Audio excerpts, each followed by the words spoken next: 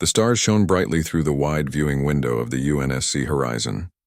Captain Diane Peters stood with her hands clasped behind her back, watching the endless void. The ship had been traveling for 3 months beyond the farthest human outpost. Their mission was simple: go farther than any human had gone before. "Captain, I'm picking up something strange," said Greg Martinez from his communications station. His fingers moved quickly across the glowing control panel. "It's not like anything we've seen before." Diane walked over and looked at his screen. "Can you clean it up?" "Working on it," Greg said, his face serious as he adjusted settings. "It's definitely artificial, not random space noise." Science Officer Lucy Wright joined them, her eyes wide with interest. "Let me see." She studied the signal pattern. "This is incredible. It's too complex to be natural. Someone is sending this." Security Chief Alan Jones arrived at the bridge, alerted by the sudden activity. "What's going on?" "We might have just found our neighbors," Diane said. Her voice was calm, but her heart raced. This was the moment every space explorer dreamed of. "The signal is changing," Greg announced. "It's like it's responding to us." Lucy nodded excitedly. "It must have detected our ship's energy signature." "Can we send something back?" Diane asked. "I'm sending our standard greeting package," Greg said. "The basic math sequences, periodic table, and simple images of Earth." The bridge grew quiet as they waited.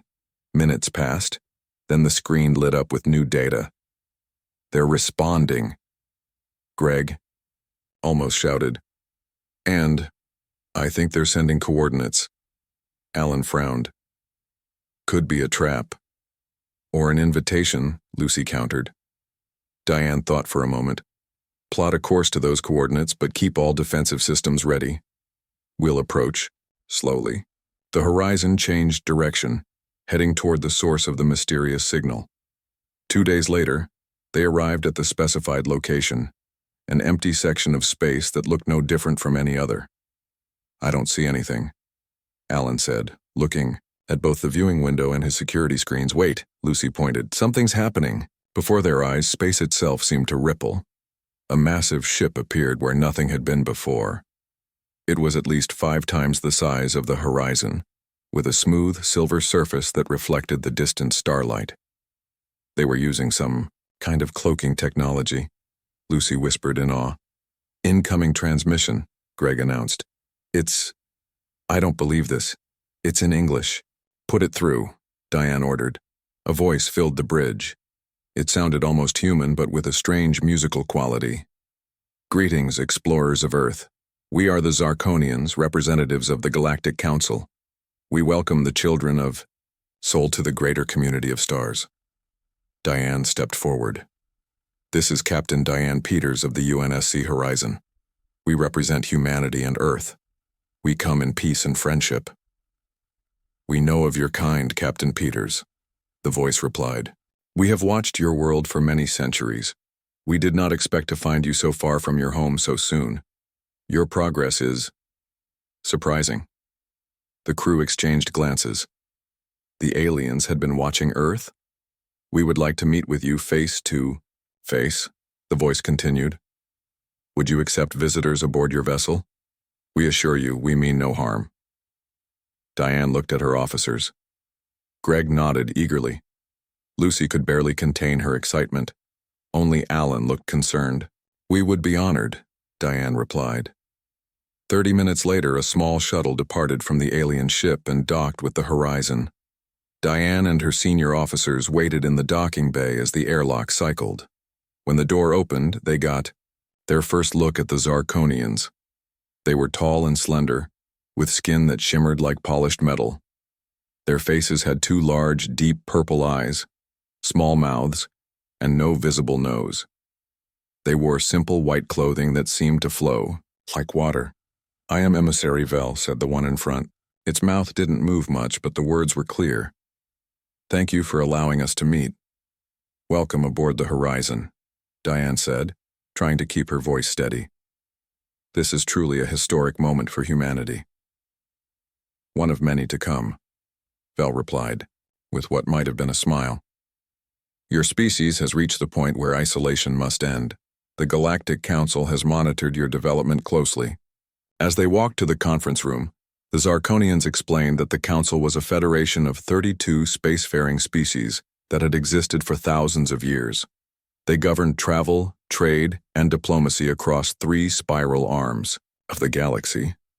We've been waiting for your kind to reach a certain level of development, Vel explained as they sat around the large table. Most new species are discovered before they leave their home planets. You humans advanced quickly and quietly. So what happens now? Diane asked.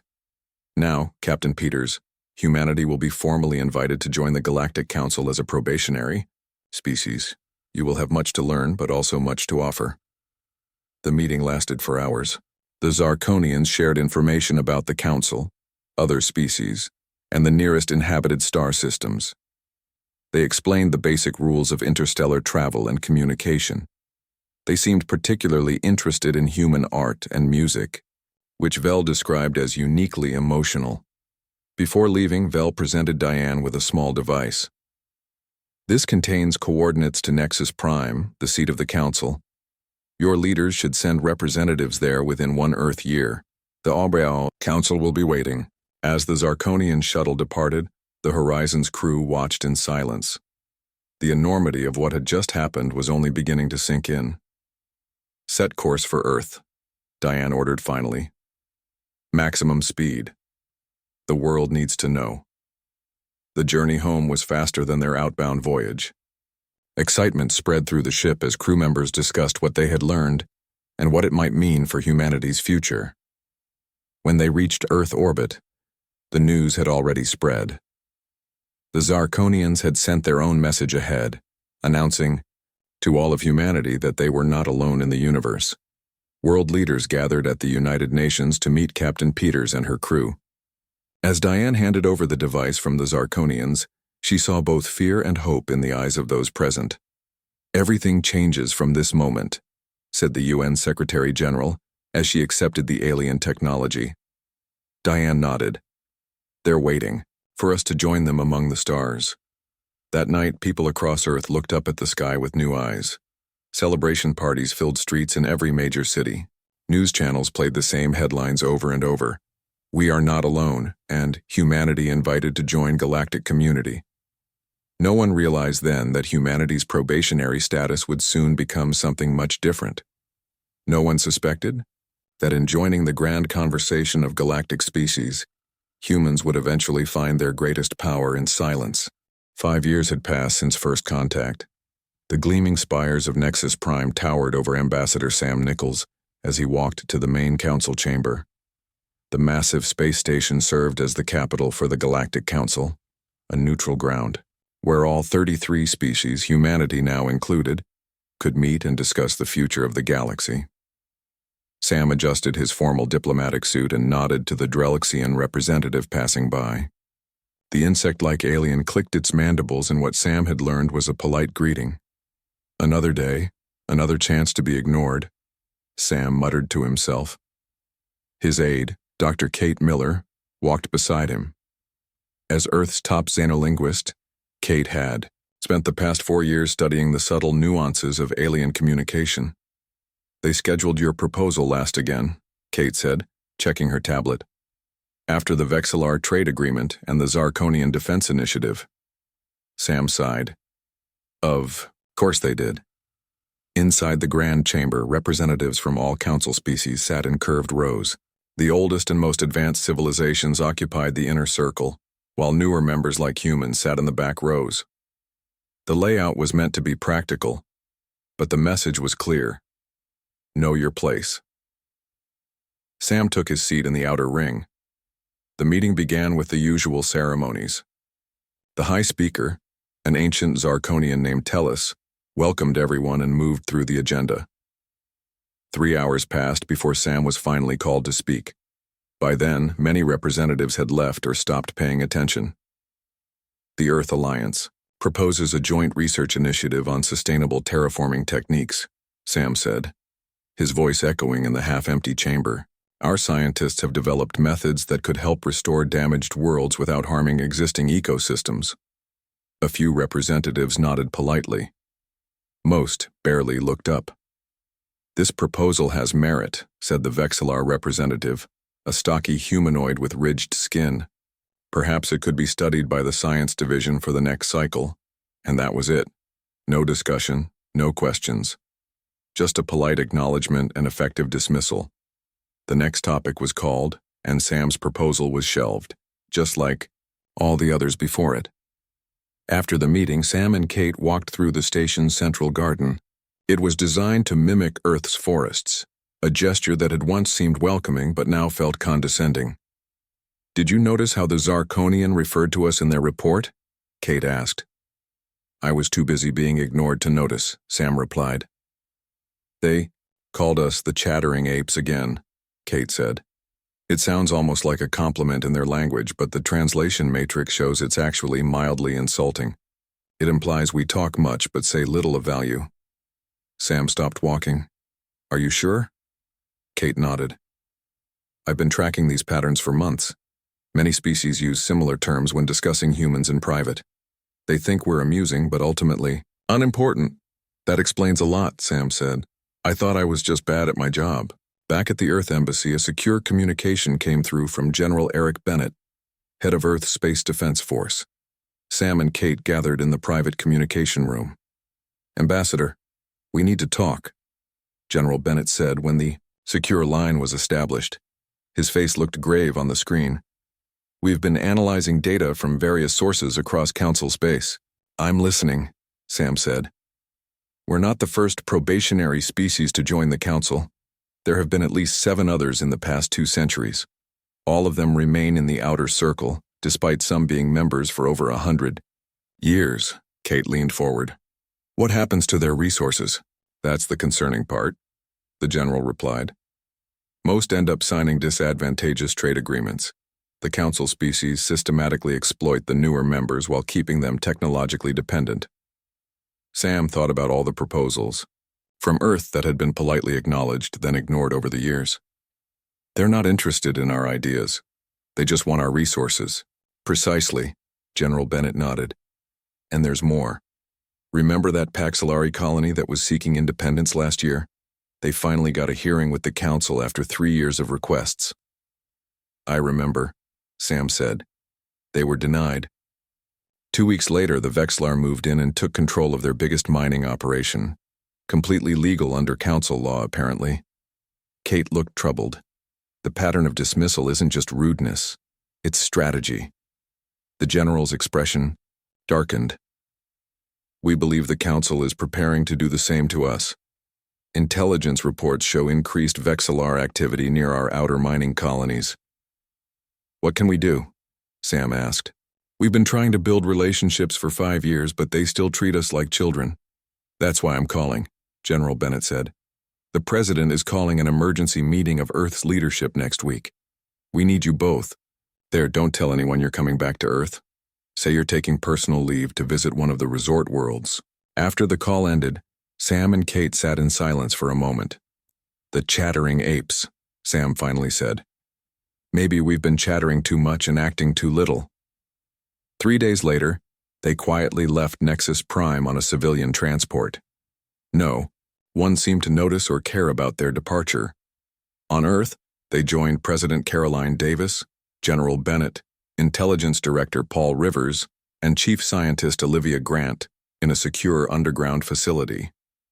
"What we're about to discuss doesn't leave this room," President Davis said once everyone was seated. "Our position in the galaxy is more precarious than the public realizes." Director Rivers presented evidence of Council manipulation, trade, agreements that heavily favored older species, subtle technological sabotage, and strategic resource acquisition.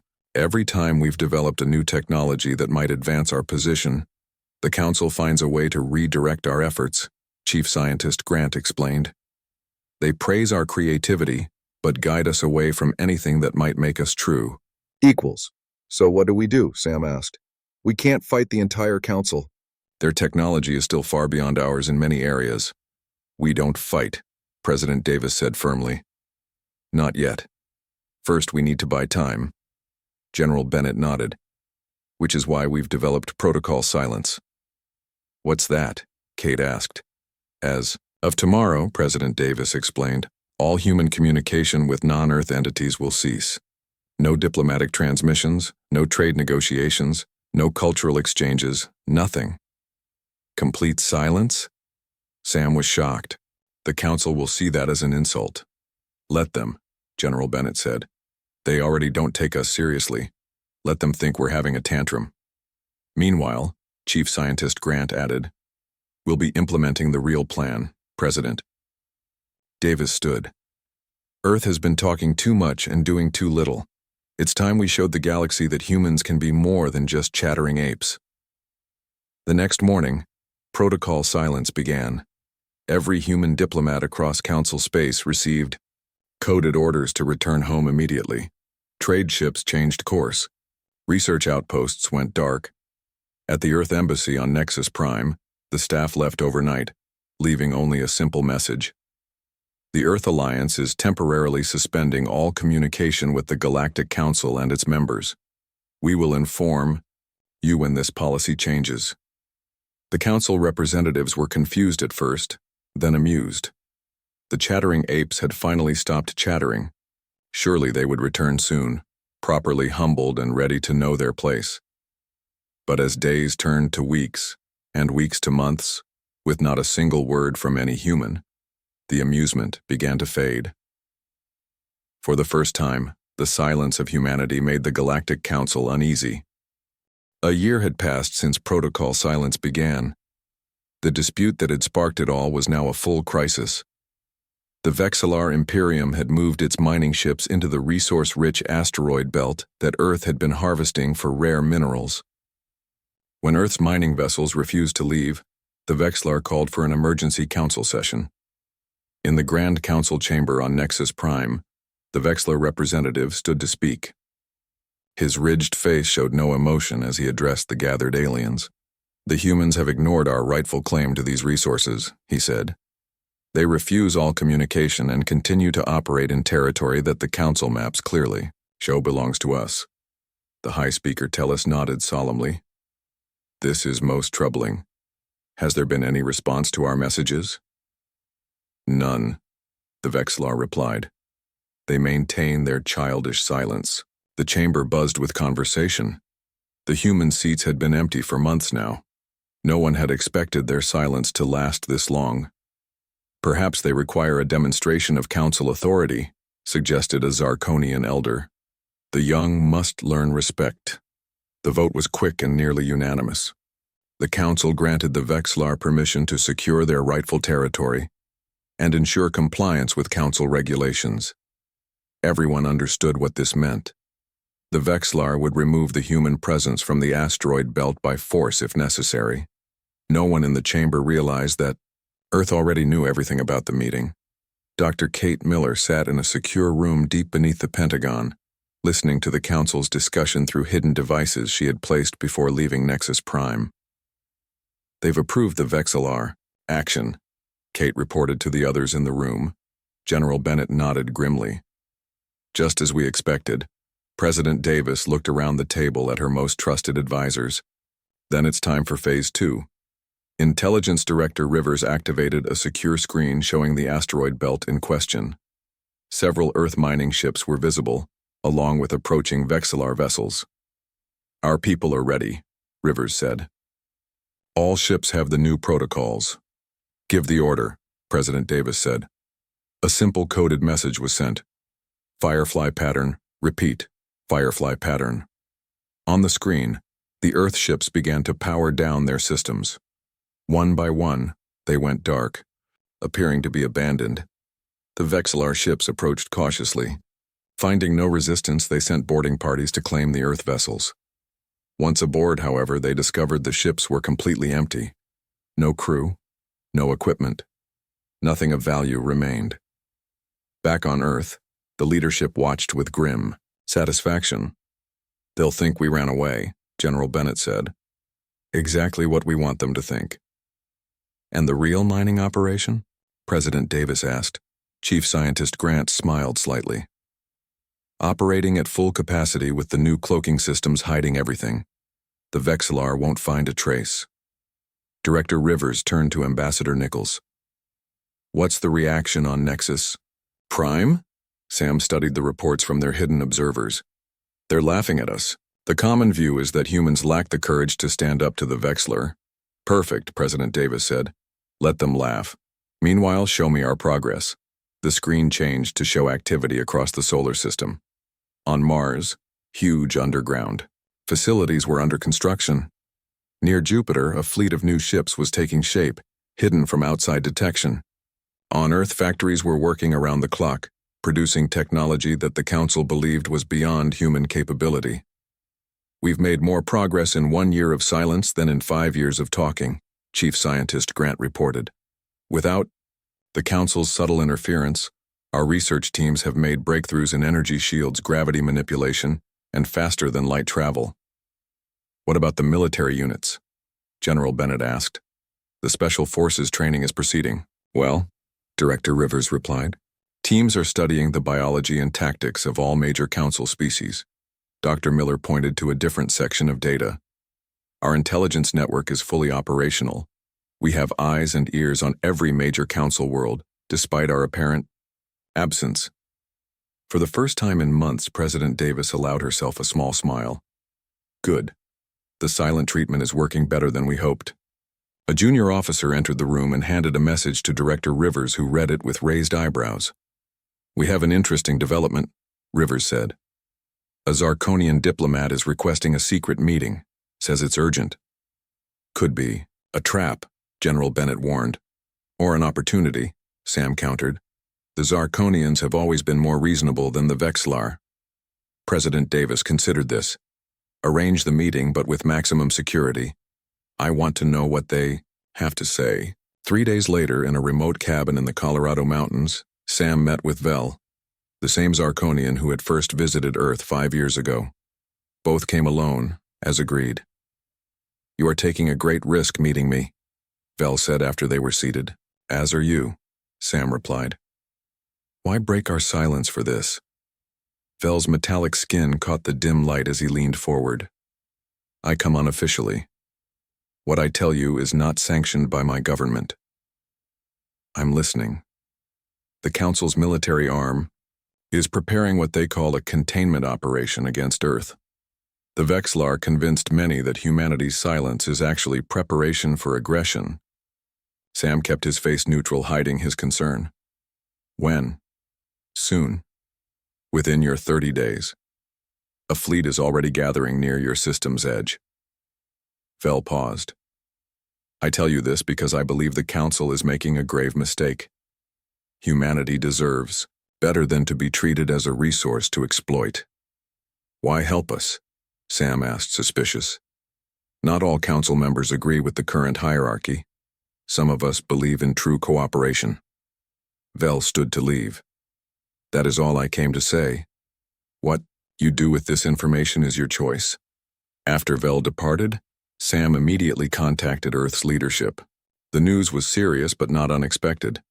In the emergency meeting that followed, General Bennett reported, our long-range sensors have indeed detected a large fleet assembling near Pluto's orbit.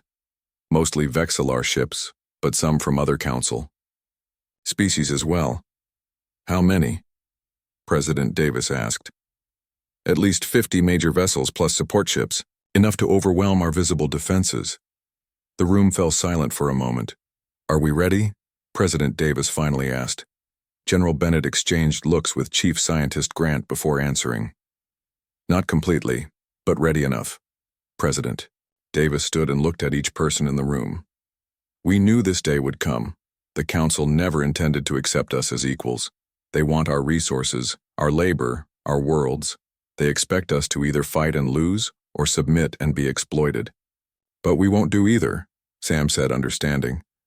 No, President Davis agreed. We have a third option.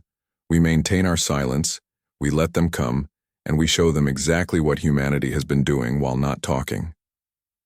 The orders went out across the solar system.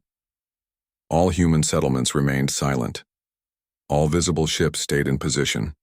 Nothing in human territory showed any sign of awareness or concern about the approaching Council fleet. As the alien ships crossed the edge of the solar system, broadcasting demands that Earth resume communications and submit to increased oversight. They were met only with the same cold silence that had confused the Council for a year. The silence would not last much longer, but when humanity finally spoke again, the galaxy would never be the same. 6 months of silence had changed many things in the Sol system. While the outside galaxy saw only empty mining ships and quiet colonies, a hidden revolution was taking place behind carefully constructed shields and cloaking fields. On Mars, Dr. Kate Miller stood in the center of a vast underground complex.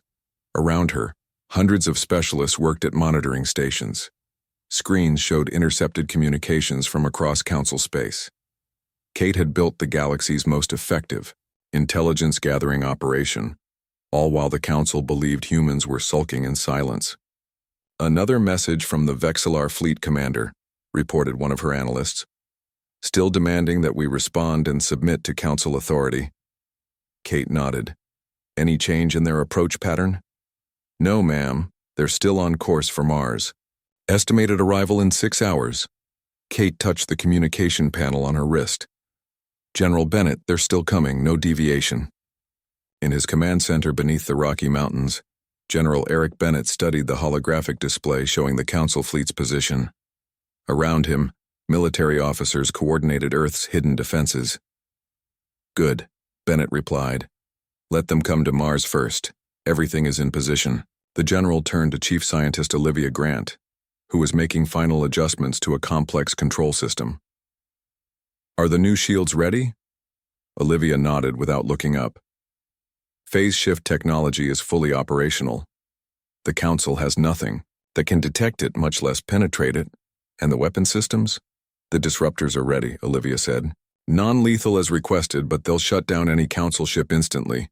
Bennett allowed himself a small smile. "It's amazing what humans can accomplish when we stop wasting time trying to talk to people who won't listen." On the other side of the planet, President Caroline Davis met with her cabinet in a hardened bunker. The mood was tense but determined. "The Council fleet will reach Mars in 6 hours," she informed them. "They expect to find abandoned colonies. Instead, they'll discover what humanity has been doing during our year of silence." Ambassador Sam Nichols, recently returned from his secret meeting with Vel, spoke up. "The Council believes we're primitive and frightened. They think our silence is weakness." "They're about to learn otherwise," President Davis said. "General Bennett reports that all systems are ready. Director Rivers confirms that our intelligence network is fully operational. We know their every move before they make it." "And our hidden fleet?" asked the Defense Secretary. "In position," President Davis replied. "The Council ships won't detect them until it's too late." She looked around at the serious faces of Earth's leadership. For generations, humanity dreamed of joining a peaceful galactic community. Instead, we found a system designed to keep us weak and subservient. Today, that changes. Across the solar system, human forces remained hidden but alert. The massive shipyards near Jupiter's moons had produced vessels unlike anything seen before. Unlike the bulky, obvious designs of Council ships, these human crafts were sleek and nearly invisible to standard sensors. The special military units trained for this moment waited silently. Their equipment and tactics had been specifically developed to counter each Council species' advantages. They would not need to fire a single shot if everything went according to plan. On Nexus Prime, the Council continued its regular business, barely noticing the empty human seats anymore. A few representatives occasionally wondered aloud about the chattering apes and their prolonged tantrum. Only Vel, the Zarkonian emissary who had secretly warned humanity, watched the proceedings with growing unease. He alone suspected that human silence might be more dangerous than human talk had ever been. As the Council fleet approached Mars, their commander sent yet another message demanding Earth's submission. When no reply came, he ordered his ships to proceed toward the Red Planet. "Scans show minimal activity in the human colonies," reported his second-in-command.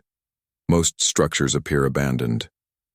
"Just as expected," the commander said. "These humans lack the courage to face us. Once we secure Mars, we'll proceed to Earth itself." His ship led the way. entering Mars orbit with weapons powered but not deployed. The Council didn't want to destroy valuable infrastructure if they could help it. "Sir," said his sensor officer suddenly, "I'm detecting some unusual energy readings from the surface." "What kind of readings?" the commander asked.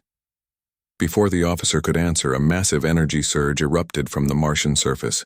It wasn't a weapon. Instead, it was as if a veil had been lifted.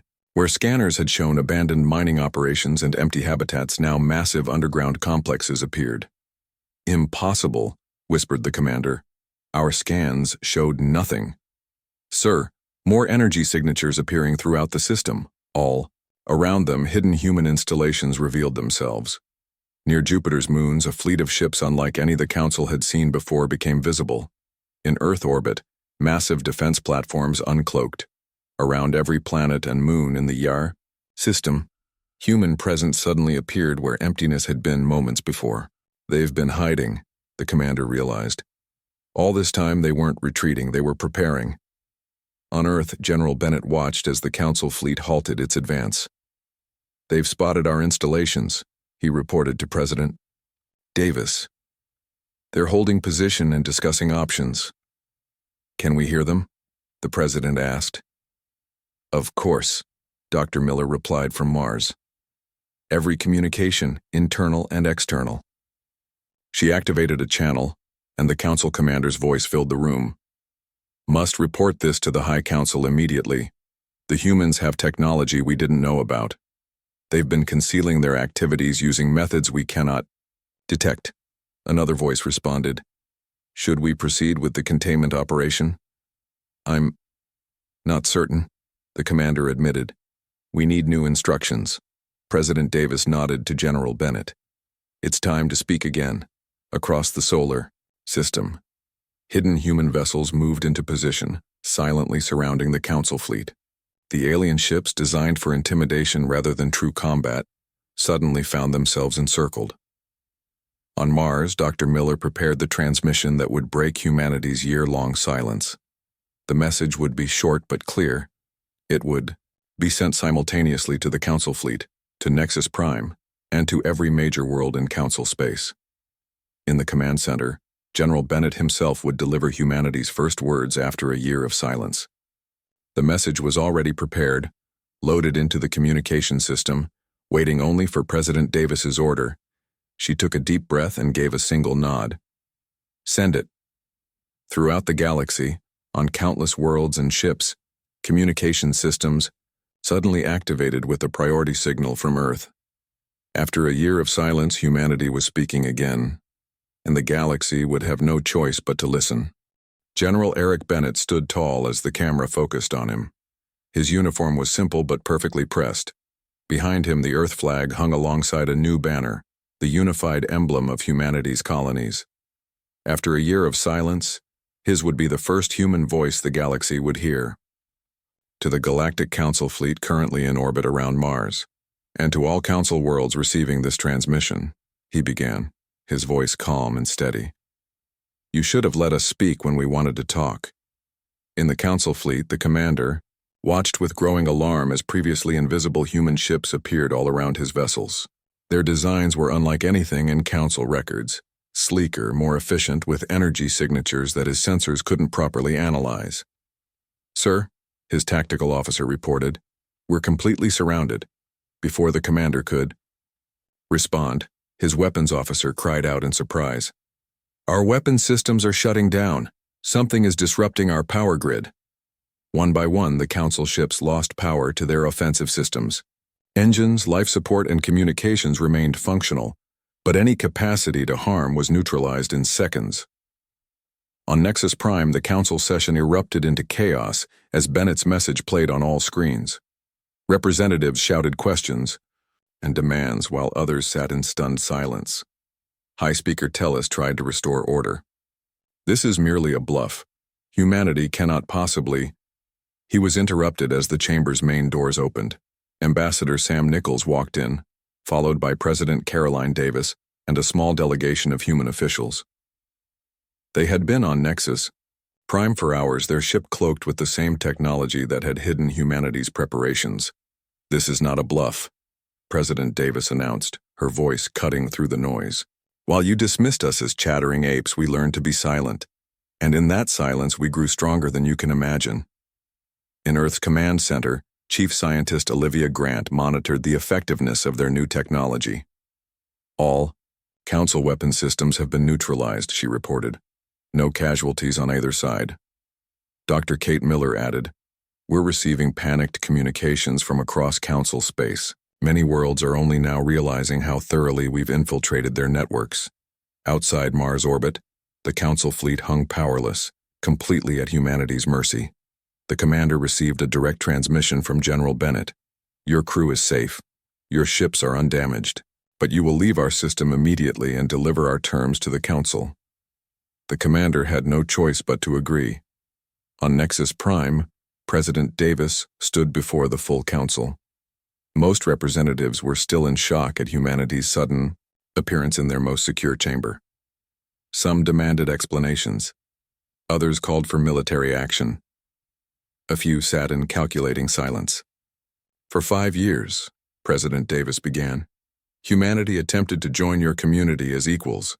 We shared our ideas, our culture, our resources. In return, you dismissed us. You exploited us. You planned to make us another servant species. She looked directly at the Vexillar representative. When we stopped talking, you thought we were weak. You were wrong. Silence is not submission. Sometimes, silence is preparation. Ambassador Nichols stepped forward with a data device. These are our terms. They are non-negotiable. The terms were simple but revolutionary. The Council would be restructured. All species would have equal representation, regardless of age or technological advancement. Resource rights would be protected for all members. Technology would be shared, not hoarded. If these terms are not accepted, President Davis concluded, Earth will lead a coalition of the younger races to form a separate alliance. You've been treating many species as we were treated. They are ready for change. To emphasize this point, representatives from 5 other probationary species entered the chamber. They had been secretly meeting with humanity for months, planning this moment. High Speaker Tellis tried to maintain his dignity. These demands are unprecedented. The Council has stood for thousands of years with its current structure. You cannot simply, we can, General Bennett interrupted, joining them via hologram from the command center. And we will. Your fleet has seen only a fraction of what we've developed during our silence. We do not wish for conflict, but we are prepared for it. He gestured, and on every screen in the chamber appeared images of the human fleet, now visible throughout the solar system. Ships of designs the Council had never seen. Weapons they couldn't understand. Defenses their scans couldn't penetrate. While you were listening to yourselves talk, Bennett said, we were building. While you were dismissing our ideas, we were implementing them. While you were planning to control us, we were ensuring our freedom. For the first time in its long history, the Galactic Council faced a choice it had never anticipated: adapt or become irrelevant. After hours of heated debate, with the human delegation waiting patiently, the vote was taken. The Council would accept humanity's terms and begin the process of restructuring. As they left the chamber, Vel approached Sam quietly. You planned this all along, the Zarkonian observed. The silence was never about hiding. It was about focusing your energy where it mattered. Sam nodded. Humans talk a lot, it's true, but we're at our most dangerous when we grow quiet and start working. Back on Earth, celebrations began as news spread of the Council's decision. After a year of secrecy and sacrifice, humanity had secured its place among the stars, not as a junior member to be exploited, but as an equal partner with a powerful voice. In her office, President Davis looked out at the night sky. The stars seemed different now, full of new possibilities rather than hidden threats. We won't stay silent anymore, she said to General Bennett as he joined her, but they'll listen when we speak. Bennett nodded. They didn't fear our weapons, they feared what we became when we stopped talking and started building. They feared what we might become next. Above them, the stars twinkled in the quiet night. The galaxy was changing. A new balance of power was forming, And it had all begun with humanity's most powerful statement: silence. For the older species of the Council, the lesson was clear and terrifying. If humans could accomplish so much in just 1 year of focused silence, what might they achieve? In the centuries to come, the chattering apes had evolved into something else entirely, and the Galactic Council would never underestimate them again.